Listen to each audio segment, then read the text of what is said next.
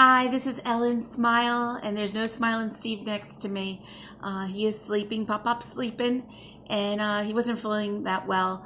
But I just wanted to, talk for maybe a few minutes about being a caregiver and things that you should do to help yourself so you don't burn out.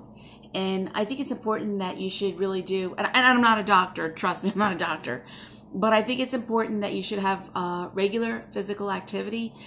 Steve and I used to go to the park prior to him not being able to walk and being stuck in a wheelchair. We had stopped. It got very difficult to walk down the stairs and help him down the stairs without him falling. And again, since January, we've been stuck in the house. So he hasn't been able to leave. But as a caregiver, I always like to go out for a walk. He would sit in the car and watch me walk, but it felt good. I even loved it. Even in the wintertime, I used to do it. The next thing you should do is have a healthy diet. I lack that sometimes because when I sit down to eat, I want to eat in private, not private, but I just want to be by myself. I don't want no confusion. And a lot of times that happens later at night, maybe around 8 o'clock, 9 o'clock at night. And that's the worst time to eat. I try not to, but with Steve, I just would rather cook for him, get him done, brush his teeth, the whole kit and caboodle, and then be done for the night. And then I can rest. I don't like rushing. Steve does pocket his food sometimes, and pocketing means he doesn't swallow. He puts it in his cheek, and I have to keep telling him and repeating it. And sometimes for him to eat, it might take an hour and a half, sometimes 2 hours. It depends because he needs to focus. So I think it's better for me in being irritated and not letting things go. I think it's better for me to eat separately, but I will work on that. I promise you I will. You have to make time for yourself. I do make time no matter what. I try. There are certain things that I like to do that I can't do, but if I, my time really, I have an aide come on Saturday until 2. So I try to get everything done that needs to be done on Saturday. I go food shopping. I'll go to the store if I need to buy a present, whatever it is, that's like my time. But I also try to make time, reading. I like diamond painting, and I'm doing the videos now. So it is keeping me busy. Also, I think the biggest one is humor, and Steve and I always had humor. We always laughed, even prior of him getting sick. We always had a tit for tat. We always laughed about something. He had that zinger, that one-liners. He always did, and even to this day, he still does. You need to watch out for depression. I never did. People always say, "Oh, why don't you go see somebody?" I don't need to see anybody. A lot of times people don't understand what I'm going through or what my daily life is like. And if I come in, zoom, it's because I have to, because I'm trying to keep everything all together. I'm busy. My life is not like yours. I've had different experiences, and it's nothing bad. Your journey is different than mine, but it's just different. That's the only thing I can really say about that.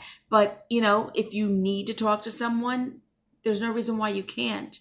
I chose not to. Maybe I do need to talk to someone. Maybe I will someday. I don't know. But at this point, I don't have time to sit and talk. But it's an option. It's always an option.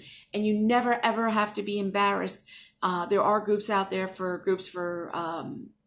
people with different cancers, maybe people that have heart issues and diabetes. There's always groups for other people that might need each other just to talk. If they do feel isolated, another thing you need to do is just take care of business. Do what you have to do. I know a lot of times for me, sometimes I'll cancel doctor's appointments or dentist appointments, or I'll cancel something just because it's just too much, and trying to get there is a hassle for me that I just rather not do it at all. And you shouldn't do that. And I've learned that. And I always, if I make an appointment, I'm going to keep it. And I'll just have to make arrangements, whether I call my brother, if I need to call a friend for a second to sit at the house, I have to do what I have to do, but I have to take care of myself. Medically, I need to do it. I need to do all my exams. I do colonoscopies. I go for my kidney because I had stage 1 kidney cancer. I go for mammographies. There's different things I need to do, and I always take care of business because if I can take care of, do tests and realize if something is wrong, I'd rather get it done early than not do it and wait too late. I've seen so many people with different medical issues, and I don't want to do that. I want to make it as easy as possible for everyone. And another one I think is, but I always been, is always think positive. I've always been positive, and I used to, tell people my business and tell them that my husband is sick. And it comes to the conclusion, people don't really want to hear it. It's not nothing bad against them. It's just what it is.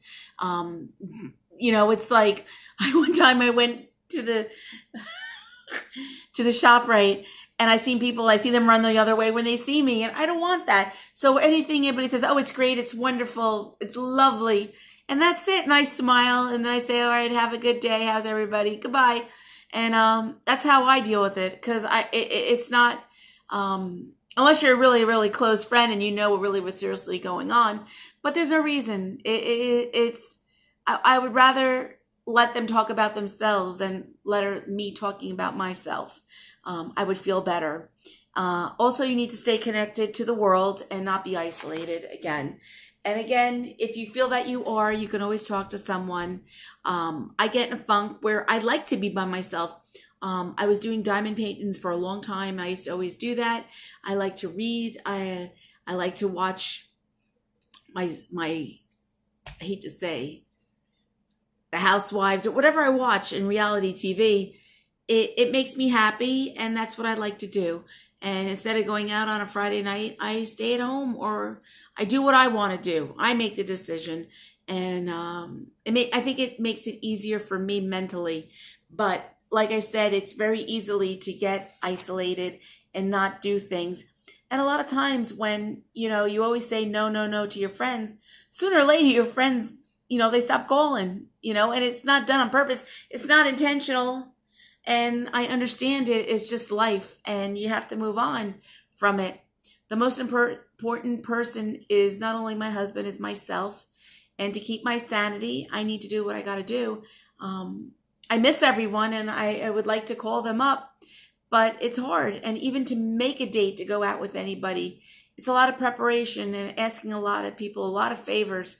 And it's hard. It's really hard. And I admit it. It's hard. I can sit and I can cry, but I'm not going to cry. It's life. This is the cards that were dealt to me. And I'm very, very blessed that my husband is alive. Very, very blessed. And I wouldn't want it any other way. Would I ever do it again differently? Hell no. He's Steve. He's my husband. And when I got married, it was for better or for worse. And that's it. All right, people. Enjoy. Have a great night. Be kind. And like and subscribe. Bye-bye, people.